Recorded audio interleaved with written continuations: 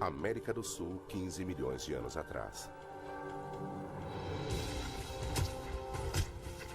Uma criatura monstruosa conhecida como ave do terror é o rei ou rainha das feras nessas terras. A gente olha para elas e vê umas cabeças imensas. Aquilo devia ser uma arma muito poderosa. Pela única vez na história, uma ave é o predador mais importante de um continente inteiro. E então, essa ave do terror viaja 11 mil quilômetros até a América do Norte.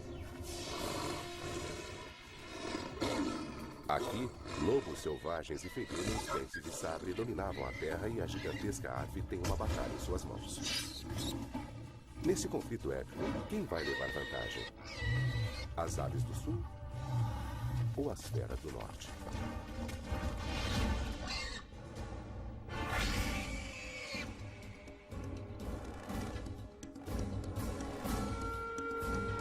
Predadores pré-históricos, aves do terror.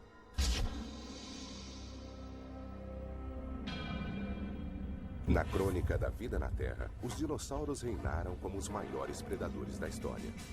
Eles dominaram o planeta durante 150 milhões de anos, mas tiveram um fim repentino 65 milhões de anos atrás.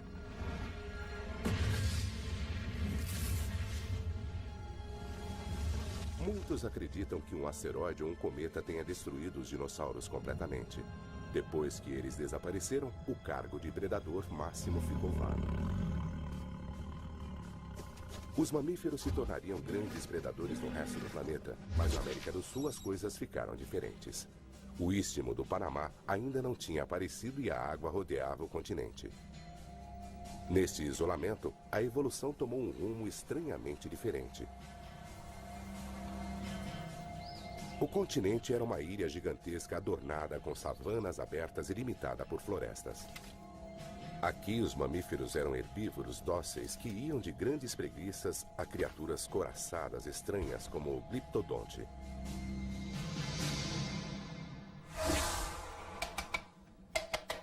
Nesse cenário, o papel do predador máximo foi para uma família de aves monstruosas e extravagantes.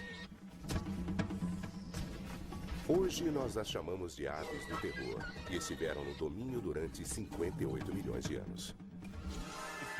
Se olharmos para a cabeça, ela é enorme como em todas as aves do terror. Essa ave era capaz de atacar com tal força que, ao atingir a presa, ela possivelmente conseguia matá-la quase que instantaneamente. Como aves podem ter alcançado tamanho poder? Prova da verdadeira natureza dessas feras enigmáticas é encontrada primeiramente em depósitos de fósseis e mais tarde em laboratórios científicos. Mas a família da ave do terror permanece ainda um grande mistério. O registro fóssil nos oferece relutantemente pistas para uma investigação ainda em andamento que teve início há mais de 120 anos. Era o ano de 1887. O paleontólogo Florentino Ameghino escreveu sobre um fóssil desenterrado na região da Patagônia, na Argentina. Ele fazia parte de uma maxila sem dentes estranha de um crânio que talvez tivesse 60 centímetros de comprimento. Se é grande assim, pensou Ameghino, então deve pertencer a um mamífero. Com o tempo, com mais descobertas e mais estudos, ele se deu conta de que tinha cometido um engano. Os cientistas levaram mais 4 anos para identificar os grandes predadores como aves. As pistas-chave estavam no centro dos próprios ossos fossilizados. Dr. Luiz Chiappe é um dos especialistas mais importantes do mundo nessas criaturas. Ele estuda as aves do terror no Museu de História Natural de Los Angeles.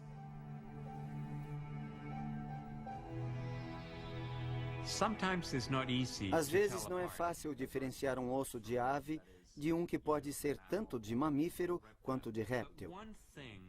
Mas uma coisa que em geral é bastante consistente é que os ossos das aves são ocos e têm paredes finas comparadas com as dos ossos dos mamíferos e répteis.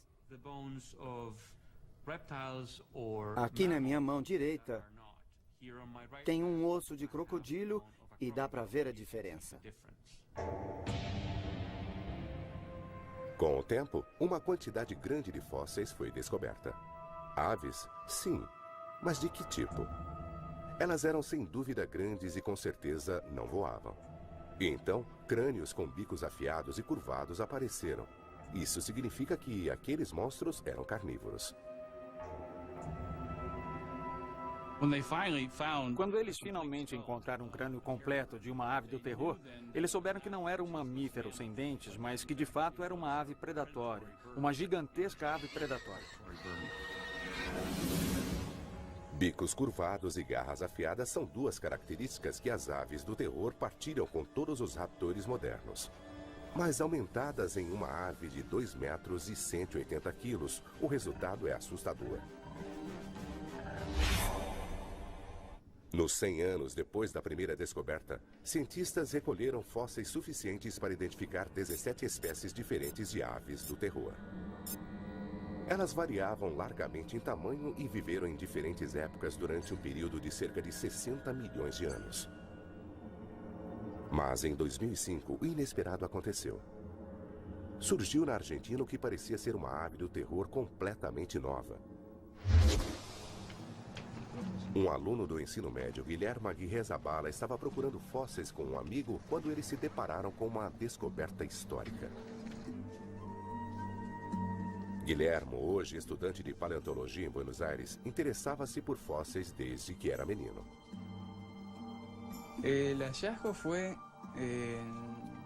A descoberta aconteceu no verão de 1999. Não lembro a data exata, mas acho que foi em março. Tudo aconteceu nos arredores da cidade de Comalo, perto da fronteira ocidental da vasta região da Patagônia, na Argentina. Sabe-se que as aves do terror viveram desde aquele local até o Uruguai e o Brasil. Nosotros ya habíamos encontrado algún que otro fósil, unas mandíbulas. Como já tínhamos encontrado alguns outros fósseis, sabíamos onde procurar e como reconhecê-los. Conocer los fósiles. Este particularmente estaba. Este, em especial, estava quase que totalmente enterrado. Quando nós encontramos os primeiros pedaços, entramos em contato com o Museu de Paleontologia de Bariloche, que foi onde aprendemos a escavar ao redor dos fósseis e a extraí-los. Onde aprendimos a extraer fósiles. Guilherme e seu amigo guardaram com cuidado sua descoberta e levaram-na até a cidade de Bariloche, a 65 quilômetros de distância. O achado deles foi doado ao pequeno museu de paleontologia, onde permaneceu quase que despercebido durante 5 anos. Quando Luiz Chiappe ficou sabendo da descoberta, liderou uma equipe internacional para determinar o lugar da nova espécie na família de aves do terror. Ele descobriu que era uma espécie completamente nova. Ver aquele crânio enorme que tinha entre 50 e 75 centímetros de comprimento quer dizer, um momento emocionante, não tenham dúvida. A equipe de Chiappe datou o crânio de 15 milhões de anos atrás e deu-lhe o nome de Quelenquen Guillermoi. Quelenquen, que significa espírito nativo patagoniano, e Guillermoi para Guilhermo.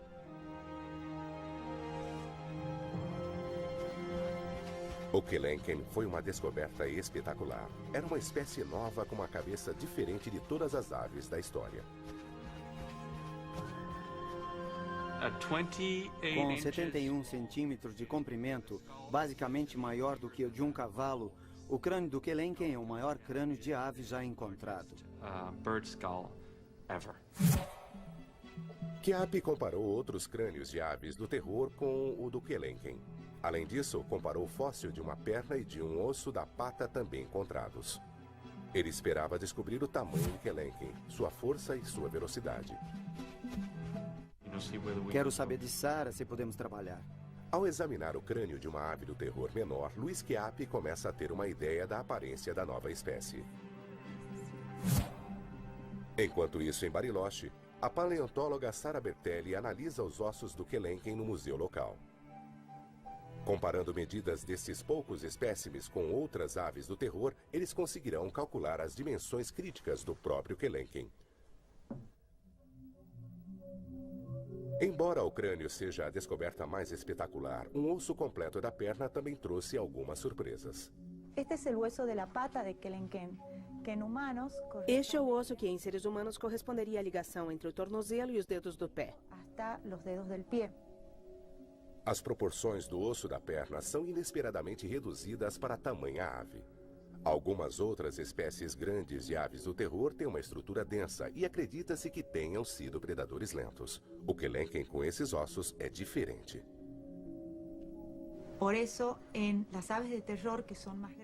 Nas aves do terror maiores e mais pesadas, este osso é curto e resistente. Mas em aves mais rápidas é comprido e delgado. É por isso que achamos que o Kelenken era um corredor rápido. O Kelenken faz parte da família mais rápida e mais alta de aves do terror. Ele pesa cerca de 180 quilos e tem 2 metros de altura.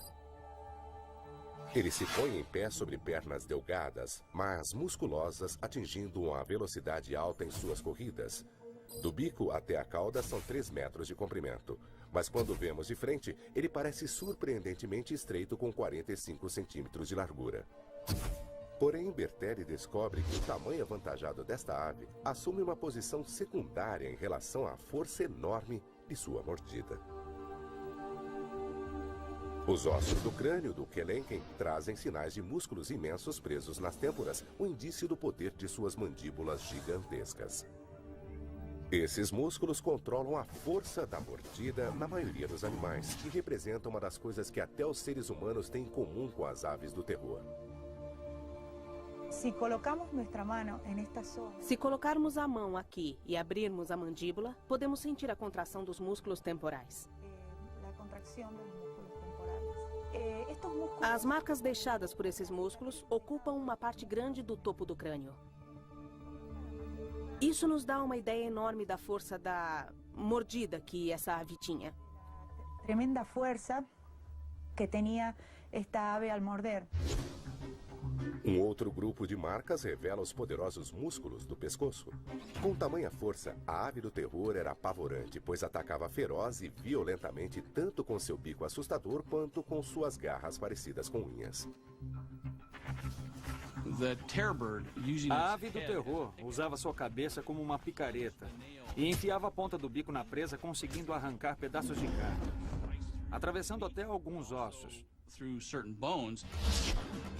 A cabeça de uma ave do terror era uma máquina mortífera, uma arma que a levou às alturas do poder, tornando-a a predadora suprema e sem concorrentes na América do Sul.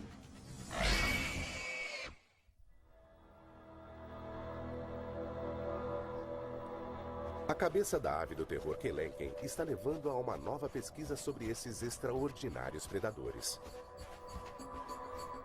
Os fósseis de crânios da família das aves do terror são provas de seu uso como armas para ataques rápidos e eficientes. Mas agora, a tecnologia avançada pode nos dizer como esses crânios funcionavam. Muito bem, vai ser emocionante. Nos Estados Unidos, 2 cientistas se preparam para usar um tomógrafo médico para investigar a estrutura interna dos crânios das aves do terror. Larry Whitmer é professor de anatomia na Universidade de Ohio. Ele está recebendo Bob Chandler, especialista em aves do terror da Universidade Estadual da Geórgia. O que vamos fazer agora? Vamos alinhá-lo aqui para que possamos centralizá-lo e enquadrá-lo com o raio de luz do raio-x. Vamos depois focalizar o laser aqui em cima e vai dar certo. O processo, que dura menos de 1 minuto, pega o crânio de uma ave do terror e o vira do avesso. Mas a imagem que ele produz vai fornecer pistas sobre a natureza e comportamento daquelas aves enquanto elas viveram e caçaram.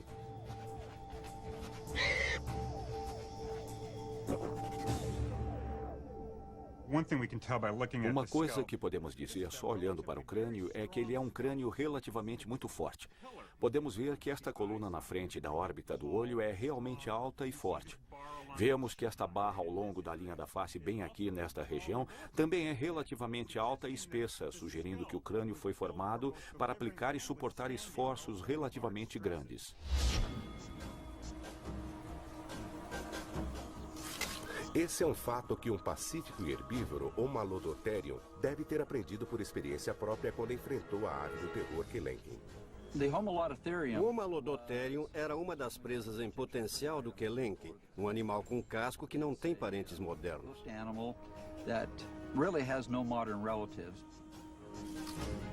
Andando devagar, o Homalodotherium com 275 quilos era 50% mais pesado que o Kelenken. A caça dele exigia uma estratégia específica.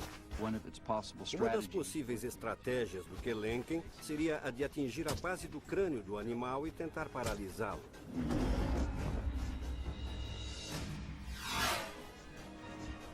Depois que a presa estava dominada, o bico da ave do terror começava a estraçalhar a carne, um comportamento conhecido entre as aves de rapina ainda hoje. Eu sei. Joe Camp é treinador de animais no sul da Califórnia. Usando um falcão dos dias de hoje, ele demonstra como o bico em forma de gancho afiado é uma ferramenta indispensável para qualquer ave de rapina viva ou extinta. Ele nos dá uma ideia razoável de como o bico funciona. Basicamente, a gente vê que o gancho entra na carne. Nós o vemos fazendo isso meio que dando estocadas e depois o bico inferior vem, corta a carne e a arranca fora. O bico é quase como os nossos incisivos, com o gancho sendo o que seriam os nossos caninos, ou os caninos de um animal.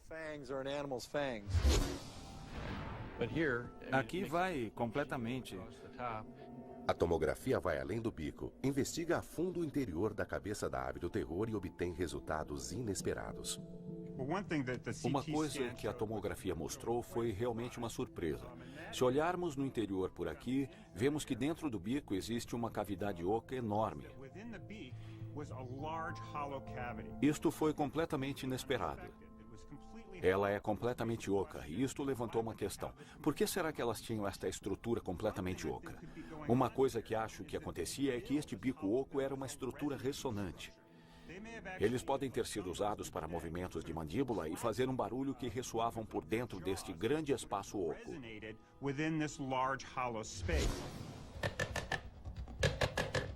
O ruído da ave do terror pode ter sido um som familiar nas savanas pré-históricas. Mas qual era a sua finalidade? Um chamado para o acasalamento? Um sinal de alarme?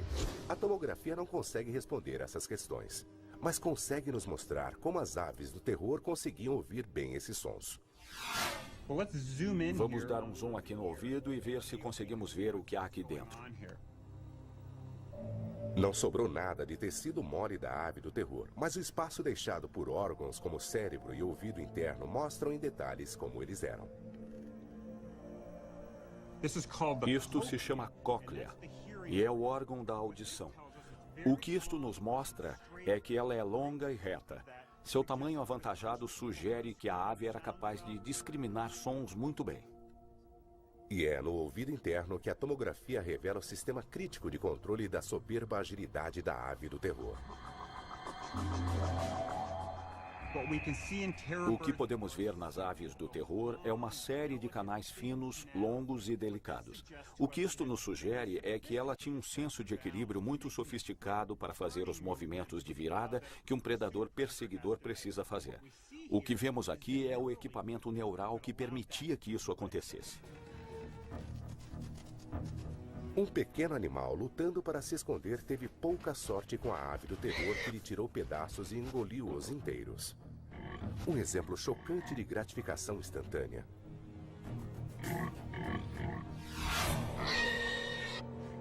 Se isto fazia parte do comportamento das aves do terror, elas talvez também cuspissem fora bolotas de pelos e ossos indigestos como fazem hoje as aves predadoras. Se as imagens geradas por computador de seus canais do ouvido podem nos dizer que as aves do terror eram caçadores tão competentes, o que podemos aprender com as mesmas imagens de seu cérebro? Além de ser maior que os outros animais, o cérebro era todo estruturado para a visão. Lóbulos ópticos grandes, além de centros cerebrais poderosos e expandidos, funcionam junto para receber e processar o que a ave do terror vê. Tudo essencial para localizar e atacar a presa. Há também a surpreendente falta de um bulbo olfativo de bom tamanho, o que significa que ela não fazia muito uso do faro. Isso sugere fortemente que ela era uma predadora altamente ativa ao invés de carniceira. Alguns carnívoros grandes, como os ursos, por exemplo, também são carniceiros e contam com seu sentido do olfato para encontrar vítimas mortas. A tomografia nos diz que as aves do terror não faziam parte desse clube. Este animal claramente não fazia uso do sentido do olfato. O que vemos aqui é o cérebro de um predador. O que será que passava por este cérebro quando a ave do terror encontrava uma presa como um gliptodonte? O gliptodonte é um dos mamíferos mais característicos da América do Sul. Tinha esta armadura corporal óssea sólida. Esse animal, que viveu na época do Kelenken, pesava cerca de 90 quilos. É completamente coberto com a armadura nas costas e que também circundava a cauda e o topo da cabeça. Estamos falando de um animal que seria muito difícil de ser morto, simplesmente por causa daquela armadura óssea, que talvez tivesse 2,5 cm de espessura. É aqui que entra em ação a capacidade cerebral da ave do terror. Agora, apesar de termos aquela piada que diz que o cérebro das aves é pequeno, este cérebro é, na verdade, relativamente grande, e estes centros mais altos aqui são os córtex cerebrais. O que podemos ver nesta ave do terror é que os cérebros são expandidos. Isso significa que esses animais, na verdade, tinham capacidade de lidar com coisas diferentes e com problemas em seu meio ambiente. Este era um animal que conseguia resolver problemas.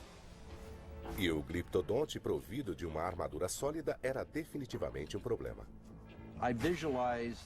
Eu vejo o Kelenken meio que rodeando este gliptodonte e tentando descobrir como pegá-lo. Vai analisando, checando e estudando. Finalmente, depois de rodear o gliptodonte por um tempo razoável, acho que a ave do terror pode ter descoberto que se ela puser seu pé embaixo da borda da carapaça do animal, ele pode virar e ficar de pernas para o ar, expondo sua barriga macia.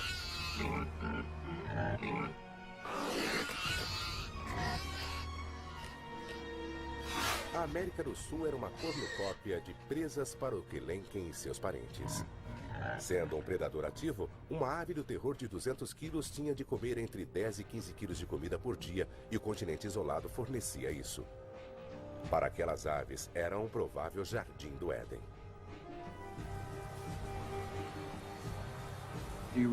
Estamos falando de um verdadeiro buffet de presas em potencial, de onde as aves do terror pudessem se servir com pouca concorrência. Algumas delas chegaram a atingir tamanhos bem grandes. Mas nada é para sempre.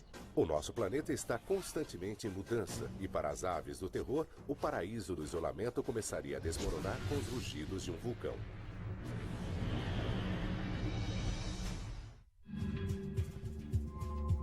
Até 1961, os cientistas achavam que as aves do terror tinham vivido apenas na América do Sul. Mas um pedaço de perna e uma parte de um dedo do pé levantaram uma possibilidade nova e intrigante. Quando o Titânia foi encontrado na América do Norte, ninguém acreditou. Achava-se que era outra coisa. Este vídeo mostra cientistas trabalhando embaixo d'água no Rio Santa Fé, na Flórida, no exato local onde eles encontraram fragmentos de uma criatura identificada como Titanis valeri, a primeira e única ave do terror conhecida na América do Norte.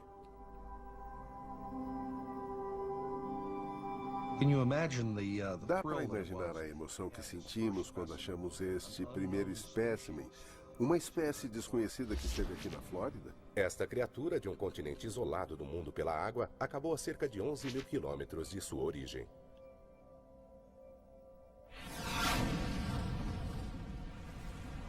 Sua estrada foi pavimentada pela lava e cinza dos vulcões da Terra.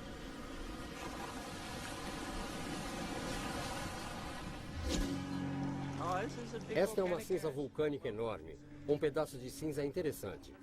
Na região central do Oregon, o geólogo Greg Retalak mostra ao paleontólogo George Duckler como os vulcões podem mudar rapidamente a paisagem. É um tipo de rocha vulcânica eruptiva, bastante diferente. Retalak diz que o depósito no Oregon foi criado por uma erupção antiga no Círculo de Fogo do Pacífico, uma série de mais de 400 vulcões que circundam o Oceano Pacífico desde a Nova Zelândia até o Chile. Parte dessa série está no Panamá, onde as Américas do Norte e do Sul antigamente ficavam separadas por uma porção de água. Os dois continentes foram unidos por uma atividade vulcânica no istmo da América Central no final do Mioceno, quando a ave do terror estava viajando. A ligação foi formada amplamente pelos vulcões que produziram lava que surgiram do mar além da elevação das placas tectônicas. Mas tem mais coisas nessa história. As selvas nativas da Terra Nova na América Central não eram o tipo de meio ambiente por onde as aves do terror teriam migrado. É aí que entram os depósitos de cinza vulcânica como aqueles do noroeste do Pacífico.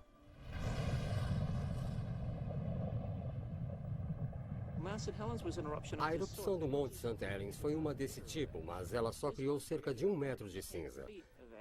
Esta criou 33 metros de cinza com 600 graus centígrados. Foi uma erupção muito maior do que a do Monte St. Helens e deve ter criado enormes extensões de campo aberto. O vulcão que criou esse depósito entrou em erupção a 325 quilômetros de distância. A camada grossa de rocha que ele deixou para trás pode ser vista em lugares sobre uma área de 300 mil quilômetros quadrados. As pobres criaturas que estavam no caminho deste fluxo viraram torrada. Tudo. As árvores, os animais, todos os tipos de coisas. Tudo virou torrada. 600 graus centígrados. É pior que um crematório. A que velocidade foi? Eles não conseguiram fugir disso. É a morte sobre rodas. Entre 13 e 5 milhões de anos atrás, erupções parecidas com a do Panamá resultaram no que Retalak chama de recapeamento instantâneo da Terra, que destruiu selvas e abriu rapidamente os caminhos para que as aves do terror chegassem ao norte.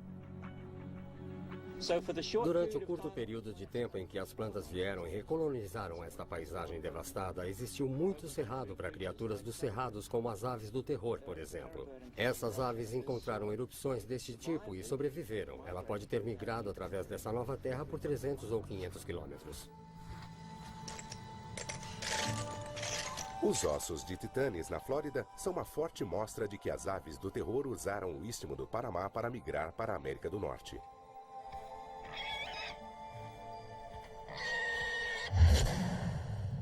Quando os vulcões preencheram o espaço entre os dois continentes, a ponte de terra resultante tornou a migração possível. As aves se espalharam pelas savanas conhecidas, agora acessíveis por meio do novo itinerário. Acho que as aves do terror são como muitas outras espécies, que caso o habitat esteja disponível, elas vão ocupá-lo o mais rápido possível. Desde a descoberta em 1961, apenas um punhado de fósseis de aves do terror norte-americanas foram encontrados. Atualmente existem 42 espécimens de titanes na América do Norte. 41 desses espécimens residem aqui no Museu de História Natural da Flórida. Sem um crânio ou qualquer outro fóssil grande, é quase impossível para os especialistas montar uma imagem completa da ave do terror norte-americana. Tudo o que eles têm para trabalhar são fragmentos insuficientes de ossos. Irv Quittmeyer calculou as dimensões-chave para o Titanes através da comparação das proporções dos ossos de outras espécies de aves do terror. Por exemplo, ele usou o fragmento da base da perna do Titanes para descobrir a extensão total do osso. Quando examinamos este osso, vemos que ele é bastante largo e tal base deve ter sustentado uma haste longa de osso e uma ave alta. A maneira como isso devia funcionar pode ser ilustrada por essas bolas de argila e réguas. Em uma base pequena, isso aqui poderia cair. Então ele precisava de uma base grande para manter tudo no lugar e com uma menor aqui. Então, uma base grande, uma haste longa de osso, uma ave alta. Uma menor com uma haste menor, uma ave menor. O jogo de números de Quittmeyer envolvia a comparação de dimensões de 16 espécies de aves do terror. Ele até investigou a siriema da América do Sul, o parente vivo mais próximo daquela ave. Os cálculos forneceram as dimensões críticas necessárias para construir um esqueleto de metal espetacular de um Titanes para o Museu da Flórida. Uma imagem completa da ave do terror.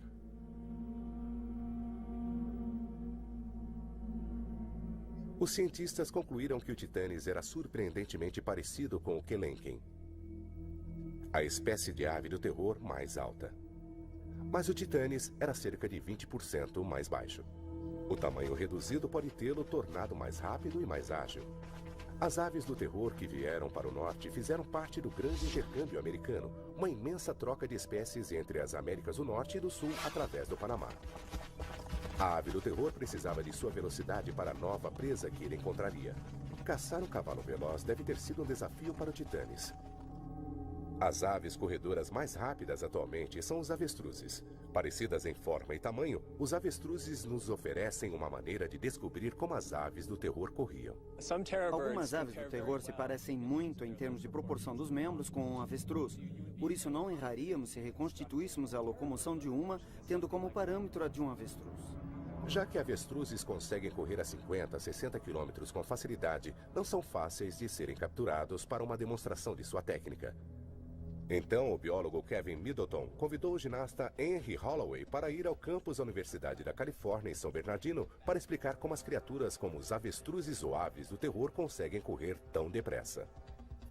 Holloway vai mostrar como pernas humanas conseguem funcionar como pernas de avestruz com a ajuda de um equipamento especial. São pernas de pau. Esta é uma estrutura de alumínio, com uma mola de folha de fibra de carbono que vai devolver a força que você aplicar.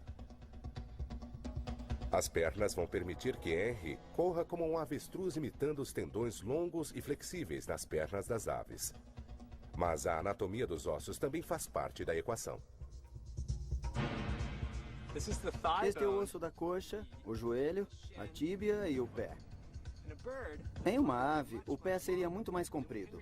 Uma ave corre apoiada nos dedos da pata. Uma pata mais comprida é importante porque dá efeito alavanca maior para os músculos e permite passadas mais largas. Os joelhos visivelmente invertidos em uma ave que corre depressa são, na verdade, os tornozelos do animal.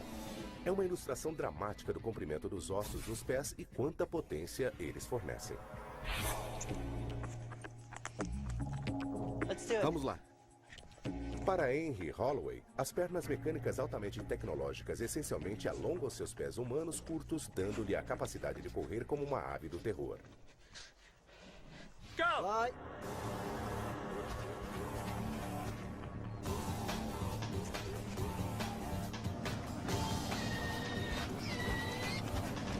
Quando ele parte, cada passada larga tem 2 metros de comprimento e ele consegue fazer 37 km por hora. As aves do terror, com pernas e músculos maiores, tinham passadas de 3 metros e provavelmente conseguiam fazer 65, o mesmo que os avestruzes fazem hoje.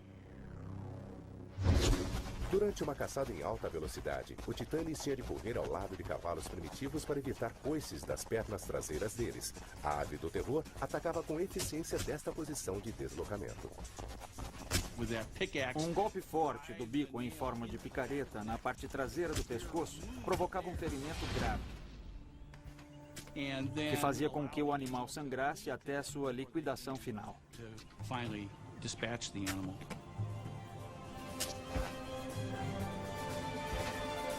Mas a vida não seria fácil para o Titanes no novo continente. Ele estava prestes a fazer o primeiro contato com os predadores do norte. Eles eram concorrentes novos e destemidos, mas nunca haviam enfrentado o poder de uma ave do terror.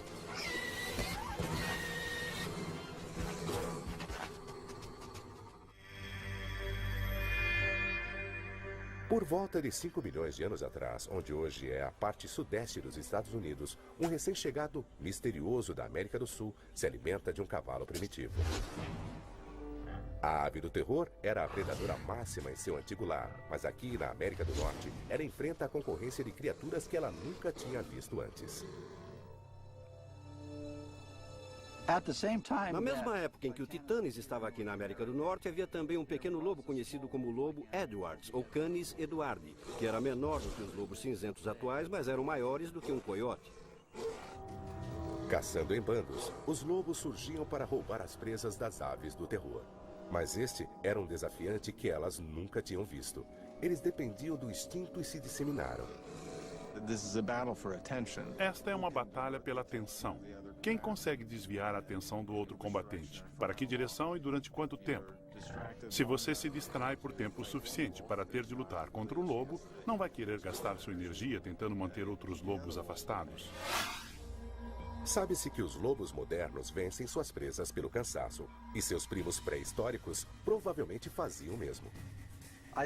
Acho que provavelmente o momento decisivo era quando o Titanes achava que sua vida estava em perigo. Quando a ave do terror percebe que está em menor número em nível estratégico, ela provavelmente não vai consumir energia naquela carcaça. Provavelmente vai desviar a sua energia para outra coisa. A situação é crítica para o Titanes.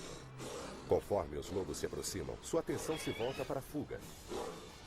Nenhum dos lados consegue aguentar o embate, e uma troca rápida será decisiva. Fazendo um sacrifício voluntário, os lobos levam vantagem.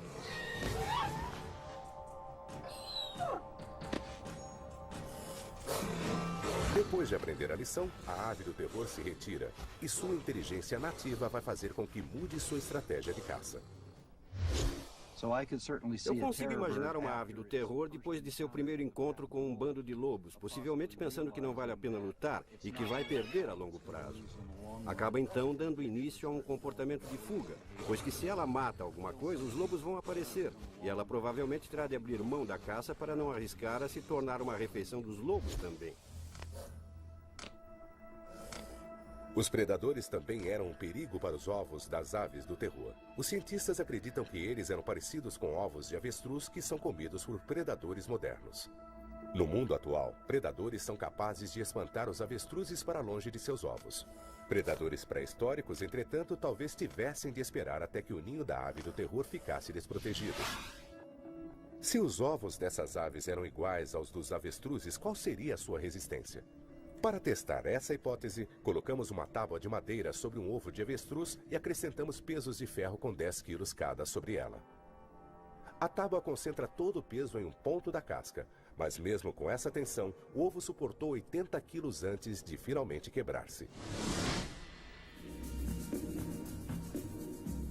Porém, a resistência é ilusória, uma vez que um ovo se quebra facilmente se cair de uma altura de 60 centímetros. Um ovo batendo contra o outro também se quebra.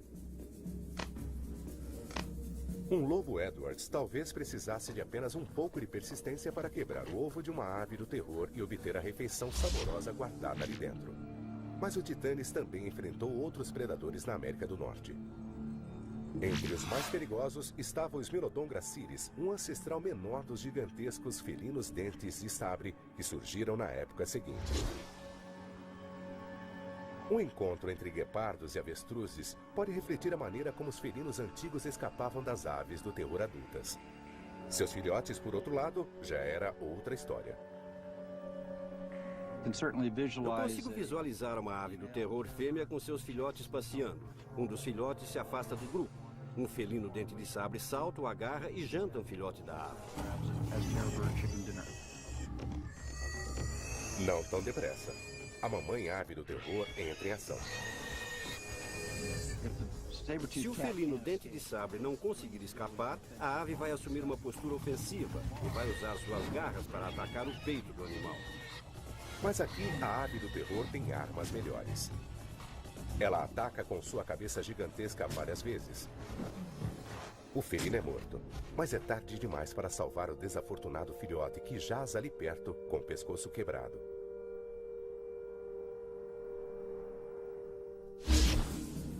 A vida na América do Norte deve ter sido muito mais difícil para as aves do terror do que era no Sul. Aqui elas enfrentaram predadores como felinos e lobos destinados a evoluírem e se tornarem as megaferas no futuro. Estes novos concorrentes ameaçaram a existência das aves do terror.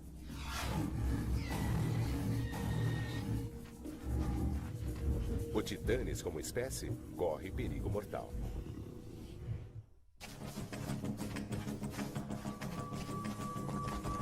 O reinado das aves do terror durou quase 60 milhões de anos. Elas foram predadoras supremas na América do Sul e imigrantes aventureiras no Norte. Sua extinção é um enigma complexo que os cientistas ainda estão tentando desvendar.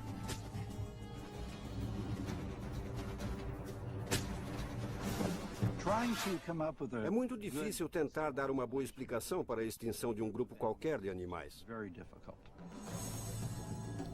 Um fator pode ser o grande intercâmbio americano. A mistura de espécies migrando entre as Américas do Norte e Sul, tornando a vida das aves do terror mais difícil.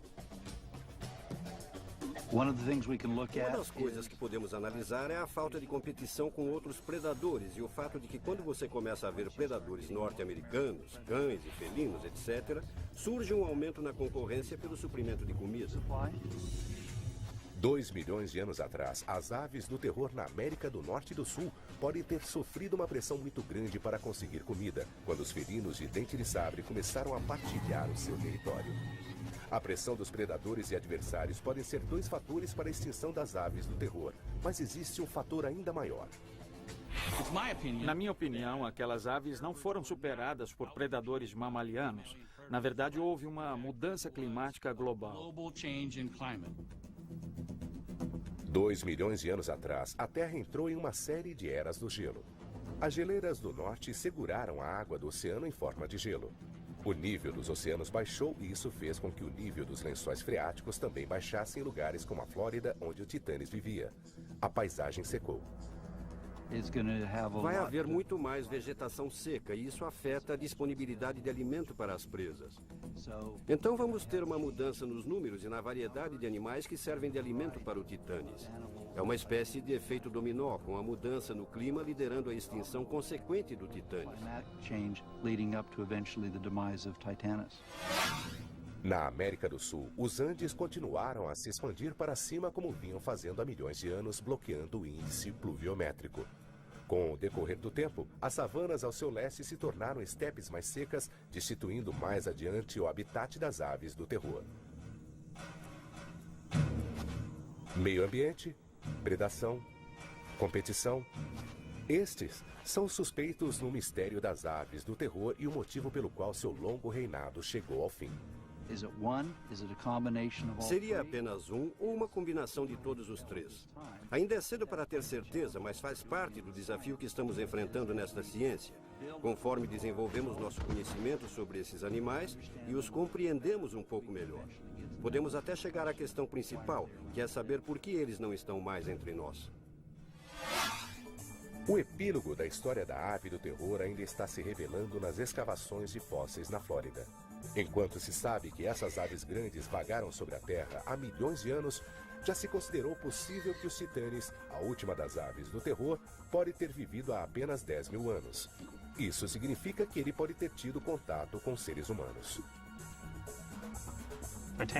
Não vimos nenhum fragmento de titanes. Provavelmente não é o meio ambiente certo para essa espécie. É o tempo certo, a era certa, mas não é o meio ambiente certo. Os cientistas Richard Albert e Bruce McFadden conduzem uma escavação em uma depressão pantanosa, onde os sedimentos guardam fósseis do grande intercâmbio americano. Era importante solucionar o enigma da linha do tempo do Titanes. Seres humanos na mesma região que as aves do terror podem tê-las caçado até sua extinção. Se o Titanes viveu até cerca de 10 mil anos atrás, uma explicação possível para a razão dessas aves terem sido extintas foram as influências humanas. Pois está bem claro que naquela época os seres humanos estavam se espalhando por toda a América do Norte. O problema era esse. Em terra firme, os fósseis são encontrados em camadas sedimentares. A posição das camadas normalmente corresponde à data do fóssil. Mas os fósseis de titanes foram encontrados embaixo d'água, onde o rio Santa Fé os tinha transportado. De onde vieram esses fósseis? Por que eles são encontrados como fósseis de indivíduos distintos no meio de um riacho e não presos em sedimentos no terreno pantanoso? Mergulhadores encontraram fragmentos de titanes misturados com ossos de animais que viveram há 10 mil anos. Então, que idade eles têm na verdade? Bruce McFadden resolveu este mistério através das assinaturas de minerais nos fósseis. Ele comparou os ossos de titanes com os ossos de espécimes muito recentes e outros que, se sabe, viveram há 2 milhões de anos. Quando os ossos se tornam fósseis, eles absorvem minerais dos lençóis freáticos locais. E esses minerais são característicos de cada período de tempo. Assim, os fósseis que são formados em diferentes épocas têm sinais químicos diferentes.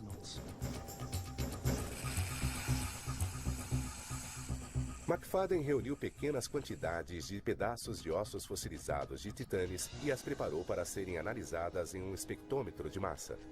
O resultado lhe deu um perfil claro dos elementos químicos nos ossos das aves do terror, uma prova conclusiva de que elas viveram muito antes do homem antigo ter chegado à América do Norte.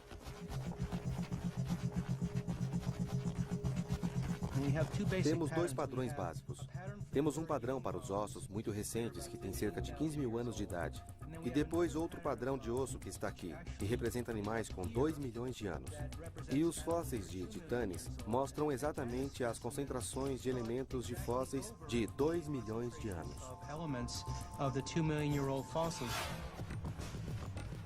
Mas, incrivelmente, a história não terminou ali. A ave do terror tinha mais a nos contar sobre sua sobrevivência no norte. McFadden também descobriu que um fóssil de titanes no Texas não tinha 2 milhões, mas 5 milhões de anos.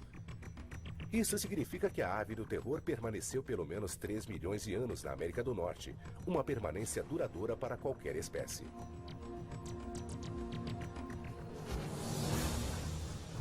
É uma prova notável de adaptação e ajustamento final para esta família espetacular de predadores. Apesar da grande quantidade de novos concorrentes, o Titanes foi o sucessor altivo da herança das aves do terror.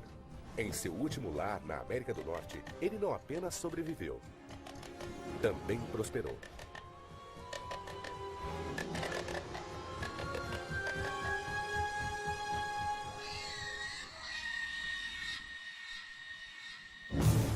Versão Marshmallow São Paulo.